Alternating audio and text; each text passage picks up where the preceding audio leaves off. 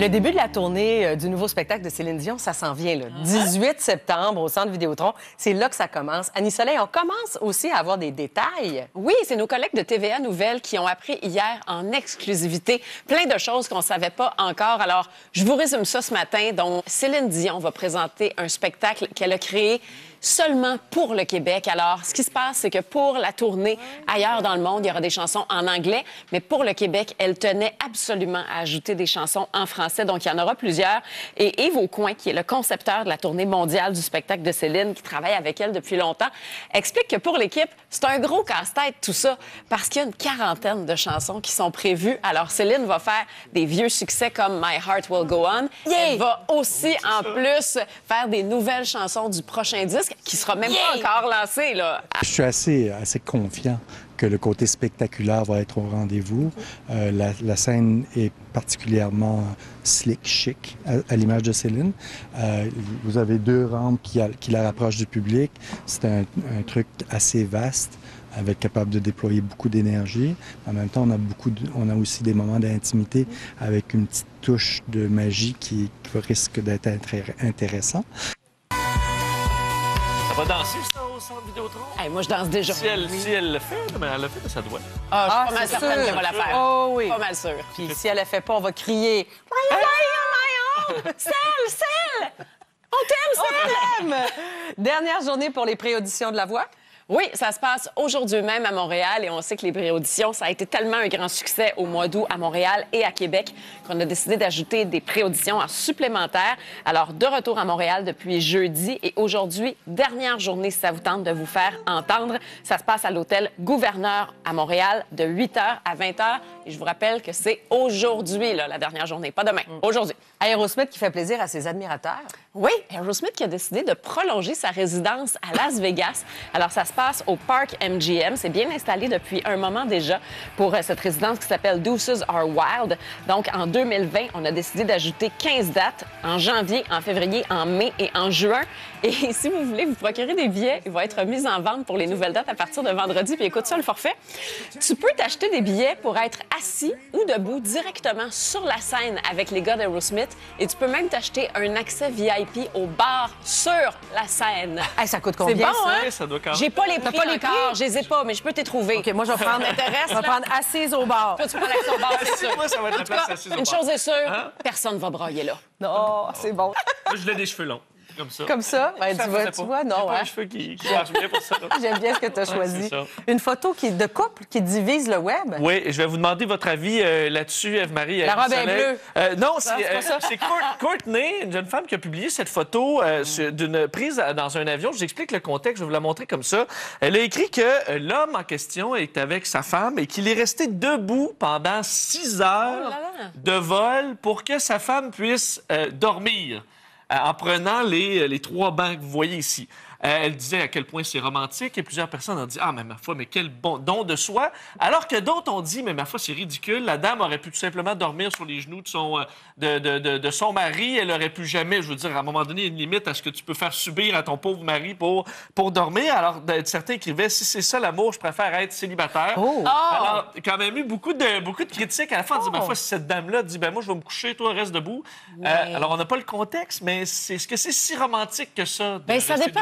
Ça dépend parce que peut-être qu'elle se lève la nuit pour aller travailler à Salut Bonjour. Peut-être que lui est toujours assis dans son bureau puis qu'il avait le goût d'être debout aussi. Peut-être qu'elle est enceinte. Peut-être. On le sait pas. On le sait pas.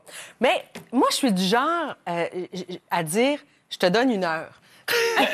Prends ton heure, toute ton heure pour te reposer, bien allongé, c'est correct, je vais rester debout.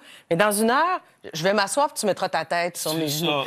C'est ça, j'aurais comme partagé ce temps. C'est vrai. Mais ce qui est assurément un no-go, pardonnez-moi l'expression, oui, mais oui. c'est les pieds nus, là. Vous voyez sur la photo. Non, mets-toi un petit bas. Les pieds nus. Garde-toi des petits bas de, des petits bas de Des petits compression. bas d'avion, au pire, là. Mais comme ça, sur le petit bras, là, c'est non, ça. Vraiment, c'est non.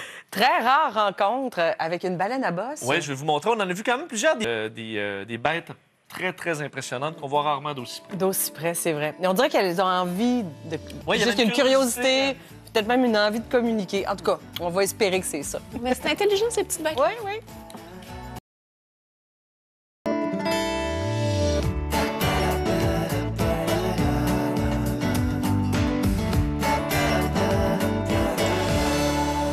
Annie Soleil, on a des nouvelles troublantes ce matin du chanteur Xavier Caféine. Oui, et je t'avoue que j'ai eu énormément de peine quand j'ai appris ça hier parce que Xavier Caféine, c'est un chanteur que j'aime énormément, qui vient de la scène punk, qui est un gars tellement brillant, intelligent, qui a une vision du monde unique, pertinente aussi, et qui a des opinions. Ah oui, un talent rare, Xavier Caféine.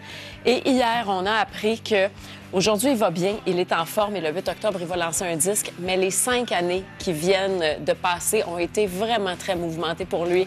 Donc, il est allé en 2014 à Los Angeles faire de la musique là-bas.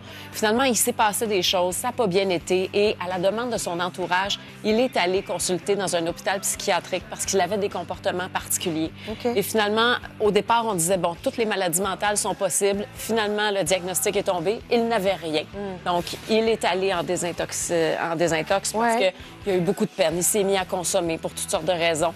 Et là, ce qu'il explique, c'est qu'il s'est rendu compte qu'il avait besoin d'aller à l'essentiel. Donc, il a passé beaucoup de temps à vivre dans sa voiture, à tout donner, son temps, son argent aux gens dans la rue. Et là, il prépare un retour sur disque. Il est sans domicile fixe depuis 5 ans, mais il veut s'installer dans la ville de Québec prochainement. Et 8 octobre, au Club Soda, il va lancer un nouvel album. Alors, on écoute un de ses plus grands succès populaires, magnifique chanson qui s'appelle « La fin du monde ». Ici c'est la fin du monde, je rentre à la maison. Personne ici n'est innocent. Ici c'est la fin du monde, je la verrai à la télévision. C'est bon, ça. On fait de la radio de francophone, là, souvent c'est une de mes chansons préférées. Quand tu pouvais jouer ça, c'était bon. Je pense que si on veut l'aider... 8 octobre, nouvel album. Ben oui, on achète l'album. Nouveau vidéoclip en primeur ce matin pour Jonathan Roy. Oui, Jonathan Roy qui lance un nouveau vidéoclip. C'est un vidéoclip qui a demandé de grands défis de réalisation parce que c'est un plan séquence. Un plan séquence, ça veut dire que la caméra n'arrête jamais de tourner et se promène constamment. Et dans le clip, il y a Jonathan Roy, il y a un danseur contemporain, Jean-Yannick Tangara, il y a une grande chorale Mondia Productions de 60 choristes. Et pendant la performance, donc, on filme, c'est une version studio et on n'a pas la chance de se reprendre. Il faut que tout soit impeccable avec tout ce monde-là. Et je veux saluer le travail de Samuel Gauthier, le comédien qui a réalisé ce vidéoclip-là. Samuel Gauthier, vous l'avez vu dans Il était une fois les Boys. On le voit dans La Dérape, dans Mathias et Maxime, le nouveau film de Xavier Dolan qui va prendre l'affiche en octobre aussi. Alors, on regarde et on écoute aussi cette chanson de Jonathan Roy. Ça s'appelle « Keeping Me Alive ». Sois au rendez-vous, là. Parce que manque pas ton coup, là. Ouais. Hein? Une fois que tout est installé, ça part, ça filme. Je sais pas si on y arriverait. On fait quand même 4 heures en direct. Hein? On le fait déjà. On n'a pas une chorale de 60 personnes. T'as raison. Post Malone qui dévoile maintenant sa collaboration avec Ozzy Osbourne. Oui, puis la semaine passée, quand Post Malone a annoncé qu'il allait faire une chanson avec Ozzy Osbourne, il y a beaucoup de gens qui étaient sceptiques parce que Post Malone, c'est du rap, c'est assez cru. Ozzy Osbourne, c'est le prince des ténèbres. Et on sait qu'à 70 ans, Ozzy Osbourne, il est éclopé. Et il nous le disait là, il y a 2 semaines à quel point la dernière année avait été très difficile sur le point de vue de sa santé. Et bien finalement, l'album de Post Malone a été lancé hier avec la chanson qu'on peut maintenant entendre et c'est un succès. Et sur les réseaux sociaux, les fans de Post Malone sont déchaînés. Ils sont devenus des fans d'Ozzy en disant « Mais c'est donc ben lit! » Parce que lit, c'est une expression pour dire c'est vraiment bon, c'est hot. Alors, on écoute cette nouvelle chanson, ça s'appelle « Take What You Want ». Stade. On a rempli des stades, mais peut-être pas un stade comme celui que tu vas nous montrer. Non, parce qu'une œuvre d'art qui a fait beaucoup jaser cette semaine, qui s'appelle Four Forest. J'ai œuvre d'art, mais de dimension assez hors norme, dans un stade autrichien de football, de soccer, où on a installé carrément une forêt. Donc, 300 arbres, pleine grandeur qui ont été installés. Ça fait 6 ans que le créateur de cette œuvre-là travaille sur ce projet. L'objectif, Marie-Annie Soleil, c'est de... Parce qu'il y a une philosophie derrière ça, de dire, est-ce qu'un jour, en raison de la pollution, du climat, on se retrouvera à devoir aller observer la nature comme ça dans un stade. D'ailleurs, cette œuvre-là avait été inspirée par ce plan-là fait il y a plus de 30 ans par un autre artiste autrichien qui a été cette fois mis en œuvre, au point où l'équipe de soccer locale a dû changer de stade pour le mois prochain où on aura cette forêt donc qui peut être visitée carrément et qui est toute une installation. Alors, l'objectif est vraiment de montrer est-ce que c'est ce qui arrivera dans le futur, c'est-à-dire que les forêts et la nature soient carrément comme un zoo qu'on va visiter. Alors, c'est un point de vue quand même assez fort. Les feuillus sont en ville, on va les voir. Avec des animaux qui se promènent, des oiseaux. Alors, quand même une image forte et c'est toute une installation quand même qui a été nécessaire pour ça. Ouais. Sauvetage de justesse, là, pour un chaton. Regardez ces images en Russie. Regardez à gauche, un petit chaton qui va s'installer, mais tout juste devant la roue arrière de ce véhicule.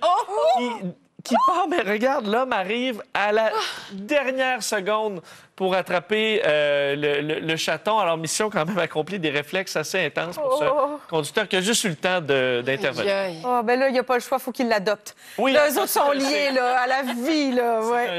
Oui. L'Islande en image. Oui, je vais vous finir par c'est vraiment une vidéo extraordinaire. L'Islande, un coin évidemment du monde qui a des reliefs et des panoramas absolument uniques. Et ce travail-là, c'est une vidéo faite par un Islandais qui s'appelle Garðar Olafsson. Ça s'appelle Perdu dans le temps sur une magnifique chanson planante de The Rise.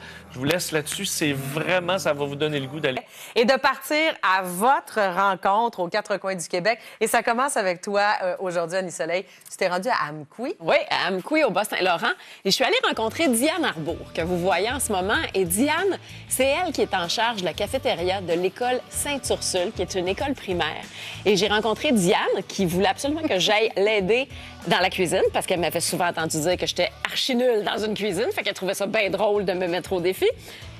Et j'ai rencontré aussi plusieurs des élèves de l'école Sainte-Ursule. On vous présente ça dans quelques minutes. J'ai hâte de voir ça.